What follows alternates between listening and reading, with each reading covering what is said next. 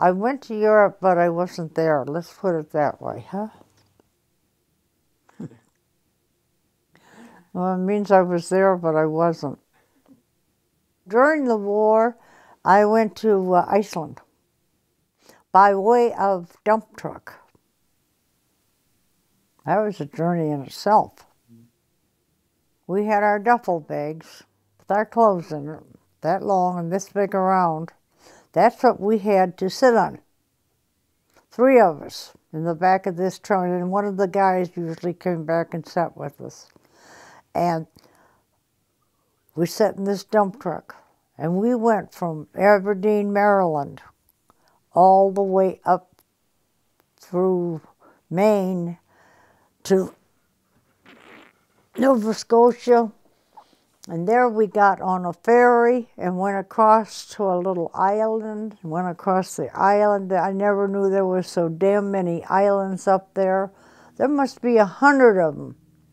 And we go up onto another island, and we'd go across the island, hit a bump, down we go on our rear ends again, and then we'd hit the water, we'd get on another thing. That's how we got all the way up to Iceland. And we got up there, and it was cold. That damn metal truck got like ice, like sitting on ice. And we complained, said we weren't going back in that truck. I've been to Germany. I've been to France. I've been to Italy. I've never been to Spain. If I had my choice to go back, I would like to go back to Florence, Italy. I eat Aunt the pasta twice just because she is so nice, Angelina. Angelina, waitress at the pizzeria. I got to see a lot of the art there, but I didn't get to see all of it. That's where I would like to go back to. Ireland I liked.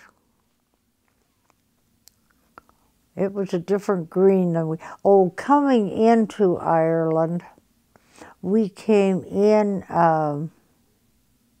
what was it? Not Shannon. We came in over the bay, and the tide was out. And it goes out 16 miles, and it's nothing but just sand. That's all you see. There's yellow, kind of light tan sand. And here you see maybe some kind of I don't know what, maybe a rock formation, a little rock formation or something. But that's all you can see, no matter which way you look. It's 16 miles out every day, and then it comes in. But we got to fly over it when it was out. We got to see the dry ground. That's worth seeing. The one very exciting experience was coming back from Italy.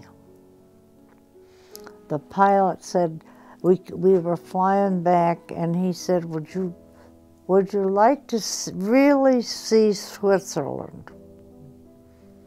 I never walked on the Swiss ground, but I've seen Switzerland like other people never seen it. I seen it from the air.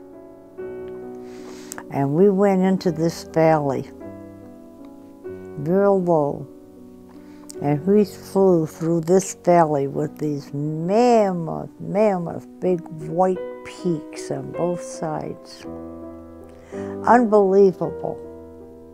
They're actually scary. They're so high, and they're so white, and that's all you see are these big white peaks as you're flying down through this valley. And we got down there, and he circled around, and we come up another valley that was just as beautiful. I think that was the most beautiful thing I'd ever seen. And another thing I got to see was a sunrise on the top, the sun hitting the top of Mont Blanc. in the morning, at 6 o'clock in the morning.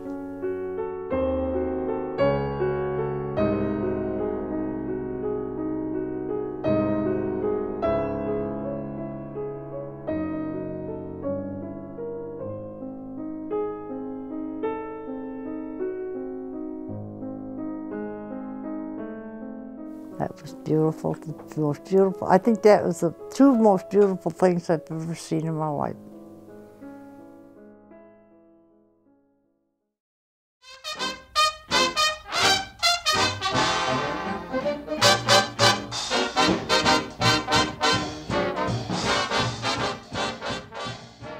After the war was over, they closed down all the research centers because there was never going to be any more wars. And I got transferred to Valley Forge General Hospital. And in one day, I was a pro. The nurse took me to the kitchen, and I thought, oh my God, she's going to make me cook. And we got to the kitchen, and she had a sterilizer there with a tray of needles. And she showed me how to take the needle apart and wash it, how to refill it, and then she went to the cupboard and she got a grapefruit and she showed me how to give a shot. That was my medical training. And then she said, now come on, I'll take you to the ward. Well, she opened up the door and there was a room that I think, if I'm not mistaken, I think it had been a gym for a high school or something. Because we had 6 beds down and 10 beds across. And every one of them needed a shot. Imagine that many men. It wasn't such hard work. What the hard work was trying to ward off all these hands from one bed to the next. And I used to tell them with that needle, I said, you just touch me where you're supposed to touch, and you get this right in your nose. Then, of course, they just lay there and laugh at me, you know. And hey, that's all I did all night. You can imagine how many shots I gave.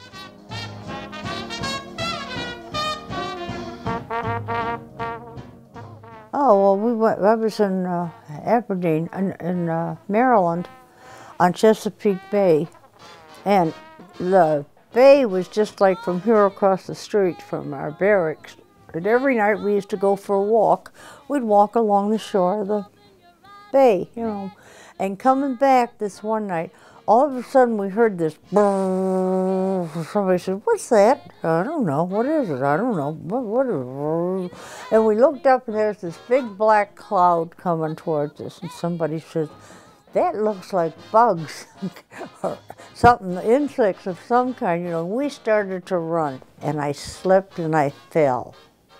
And when I fell, I was completely covered from top to bottom in mosquito bites. My arms, my hand, even under my clothes, how they ever got in there. And oh, talk about being sick. I ended up in the infirmary. Yeah, they gave me shots all night long. I haven't had a mosquito bite, I don't think, for, well, I can't even remember. I'd say a good 5 years that I remember. I don't even know when they bite anymore. And everybody else will be around swatting, you know. And they just land on me, next thing you know, they sit there, and I go like this, they're dead. I killed them. Folks, I'm going down to St. James Infirmary. They knew me very well, that infirmary, really. Of course, I got all those mosquito bites, they had me down there, you know. That was a couple other times I fell or did some dumb thing. Oh, I broke this finger. I came home one night and I went to step up on a step, and there's a damn skunk sitting on the step. Ah, my little darling, it is love at first sight, is it not? No? And I backed away, and when I backed away, my heel hit somewhere, and I fell backwards, and I went down, oh, in my finger. And the skunk went flying away, and somebody come up and says, "Are you hurt?" And I says, "No, I'm all right." I said, "Oh," I says, "I hurt this finger." I says, "My little finger." I says, I went like this, and I passed out. And she caught me. And they went and got a glass of water, and they brought me to. And they says, "Are you all right now?" And I says, "Yeah, I'm all right." And I stood up, and I said, "Boy," I says, "what happened?" And she says, "I don't know," but she says, "You rubbed your finger." And I says, "Which finger?" And she says, "That little one." And I said, "This one here." I says, "All I did was go like this." And she said, "Don't touch that finger again." And she said, "We're taking you to the infirmary." And I said, "No, I can't go to the infirmary." I said, "They know me too well down there." And we went to bed. Somebody was gone. They weren't there. And she took the mattress off of the bed and put it on the floor. And she slept on the floor, holding my hand up like this to keep me from touching it again. So in the morning she gets up, and I says, "Well," I says, "Gee," I says, "it don't hurt." I says, "Look," I says, "I can bend it." I says, "It don't hurt at all." Kaplunk. And so I went down there, and here there was a nerve pressing on something. And I don't know what he did to it, but he twisted it and he turned it and he pulled it and he pulled it, and I went out. And when I was out, he did something to it, because I never had no trouble afterwards. But that was so funny. I heard 3 times I fainted right, kapunk, out like a light.